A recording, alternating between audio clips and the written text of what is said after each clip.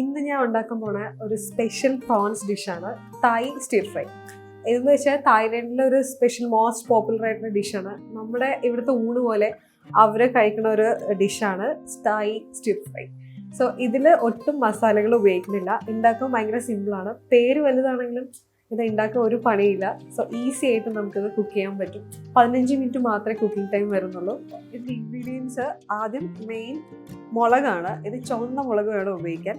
ഇത് കരണംപൊട്ടിയാണ് ഞാൻ ഉപയോഗിക്കുന്നത്. കരണംപൊട്ടിയും പിന്നെ ഈ കാന്താരി മുളക്, പഴുത്ത കാന്താരി മുളക്, എനിക്ക് റെഡ് കളർ കിട്ടാൻ വേണ്ടിയിട്ടാണ്. ഇത് ഒരെണ്ണം മതിയാവും. പിന്നെ പച്ചക്കുരുമുളക്, ഇതും നല്ല ഫ്ലേവർ കിട്ടുന്നതാണ്. ഇത് എന്തായാലും ഈ ഇൻഗ്രീഡിയൻസ് ഒന്നും ഇല്ലാതെ ഉണ്ടാക്കാൻ പറ്റില്ല. ഈ ഗ്രീൻ കളർ കുരുമുളക് തന്നെ വേണം. പിന്നെ വെളുത്തുള്ളി, പിന്നെ ഒരു കഷ്ണം ഇഞ്ചി, ഉപ്പ്, പിന്നെ ഓയില് ഞാൻ കോക്കനട്ട് ഓയിലാണ് ഉപയോഗിക്കുന്നത്. എനിക്ക് ഇതിൻ്റെ ഫ്ലേവർ ഇഷ്ടമായതുകൊണ്ടാണ് ഉപയോഗിക്കുന്നത്. അല്ലെങ്കിൽ സൺഫ്ലവർ ഓയിൽ ഉപയോഗിക്കാം. ശരിക്കും സൺഫ്ലവർ ഓയിലാണ്. സോ ഞാൻ ഇപ്പോൾ കോക്കനട്ട് ഓയിലാണ് ഇതിൽ ഉപയോഗിക്കുന്നത്. പിന്നെ ബേസിൽ ലീഫ്, ഇത് മെയിൻ ഇൻഗ്രീഡിയൻ്റ് ആണ്. ഇത് ഒരുപാട് ഗുണങ്ങളുണ്ട്. ഹാർട്ട് ഡിസീസും ഡയബറ്റീസും ഉള്ളവർക്കൊക്കെ ഗുണം ചെയ്യുന്ന ഒരു ലീഫാണ് ബേസിൽ. പിന്നെ ഞാൻ ഉപയോഗിക്കുന്ന 2 സോസാണ്, ഡാർക്ക് സോയാ സോസും പിന്നെ ഓയിസ്റ്റർ സോസും. പ്രോൺസ്, ഇതൊരു 1/4 കിലോ പ്രോൺസ് ആണ്. സോ ഇത്രയും ഇൻഗ്രീഡിയൻസ് മാത്രമേ ഈ ഒരു ഡിഷിന് ഉപയോഗിക്കുന്നുള്ളൂ. സോ വളരെ സിമ്പിളാണ്. സോ ആദ്യം ഈ മുളക് ഇതിൽ ചതച്ചെടുക്കണം. മിക്സിയിലിട്ടിട്ട് അരയ്ക്കാൻ പാടില്ല. ഈ കല്ലിലിട്ടിട്ട് വേണം ചതച്ചെടുക്കാൻ. സോ ഈ ഒരു മുളക് ഞാൻ ഉപയോഗിക്കുന്നുണ്ട്. ആദ്യം മുളക് ചതച്ചെടുക്കണം. സോ മുളക് നന്നായിട്ട് ചതഞ്ഞിട്ടുണ്ട്.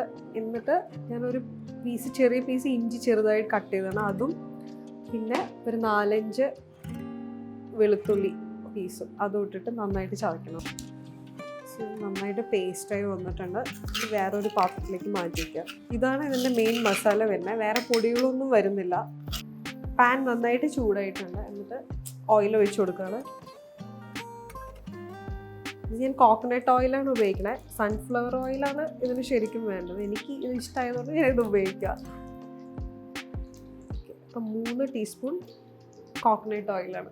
സോ ഓയിൽ ഒഴിച്ചിട്ടുണ്ട്. ഒരു 3 ടേബിൾ സ്പൂൺ ഓയിലാണ്. അപ്പോൾ ഞാൻ ഈ ഇഞ്ചി, വെളുത്തുള്ളി, മുളക് ഈ പേസ്റ്റ് ഇതിനകത്തേക്ക് ഇടാൻ പോവാണ്.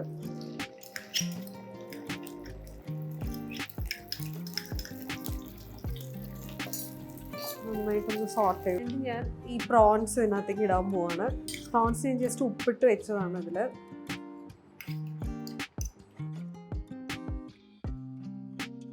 സോ അപ്പം ഞാൻ സോസ് ആഡ് ചെയ്യാൻ പോവാണ്. ഇത് ഓയിസ്റ്റർ സോസാണ്. 1 ടീസ്പൂണാണ് ഉപയോഗിക്കുന്നത്. ഇങ്ങനെ 1 ടീസ്പൂൺ ഓയിസ്റ്റർ സോസ് ഇതാണ്. ഇതിൻ്റെ ഫ്ലെയിം കുറച്ച് വെക്കണം കേട്ടോ. ഒരു 1/2 ടേബിൾ സ്പൂൺ ഓയിസ്റ്റർ സോസ് മതി. പിന്നെ സോയാ സോസ് അതുപോലെ തന്നെ 1/2 ടേബിൾ സ്പൂൺ സോയാ സോസ് നന്നായിട്ട് മിക്സ് ചെയ്ത് കൊടുക്കണം. ഇത് അതിൻ്റെ കൂടെ തന്നെ പച്ചക്കുരുമുളക് ഉണ്ട്. ഈ പച്ചക്കുരുമുളക് ഇതിനകത്ത് ഇടണം. സോ ഞാൻ ബേസിൽ ലീഫും കൂടെ ഇടാൻ പോവാണ്. ഈ ബേസിൽ ലീഫാണ് ഈ ഒരു ഡിഷിന് നല്ല ഫ്ലേവർ കൊടുക്കുന്നത്. ആക്ച്വലി ഇത് കാണുമ്പം ഭംഗിയില്ലെങ്കിലും നല്ല ടേസ്റ്റാണ്.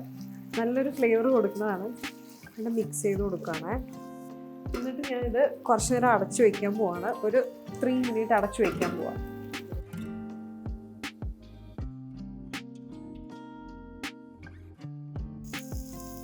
ഞാൻ കുറച്ചുകൂടെ ബേസിൽ ലീഫ് ഇടുകയാണ്. സോ ഇത് ഇച്ചിരി ഡ്രൈ ആയിട്ടുണ്ട്. അപ്പോൾ ഞാൻ കുറച്ച് വെള്ളം ഒഴിക്കുകയാണ്. ഒരു 2 ടേബിൾ സ്പൂൺ മാത്രം വെള്ളം. നമ്മുടെ സ്റ്റിർ ഫ്രൈ റെഡി ആയിട്ടുണ്ട്. അപ്പോൾ അതിൻ്റെ കൂടെ സെർവ് ചെയ്യാൻ വേണ്ടിയിട്ട് ഈ മുട്ട ഫ്രൈ ചെയ്യണം. സോ ഫ്രൈഡ് എഗ്ഗും റൈസും കൂടെ അതിൻ്റെ കൂടെ വേണം, എന്നാലേ ആ ഡിഷ് കംപ്ലീറ്റ് ആവുള്ളൂ. സോ ഒരു 3 ടേബിൾ സ്പൂൺ ഓയിൽ ഒരു പാനിലേക്ക് ചൂടാകാൻ വേണ്ടി ഒഴിക്കുകയാണ്.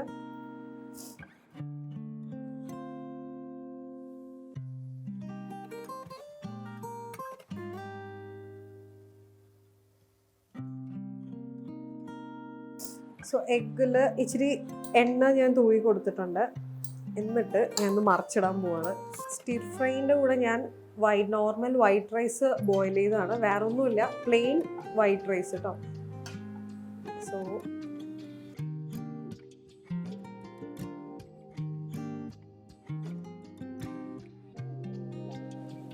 നമ്മുടെ ഡിഷ് റെഡി ആയിട്ടിരിക്കുകയാണ്.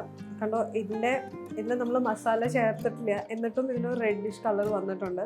സോ ഞാൻ ഈ സോസും ഈ പച്ചമുളക്, ഇഞ്ചി, വെളുത്തുള്ളി മാത്രമേ ചേർത്തിട്ടുള്ളൂ. സോ എല്ലാവരും ഇത് ട്രൈ ചെയ്ത് നോക്കണം. So our Thai stir fry is ready.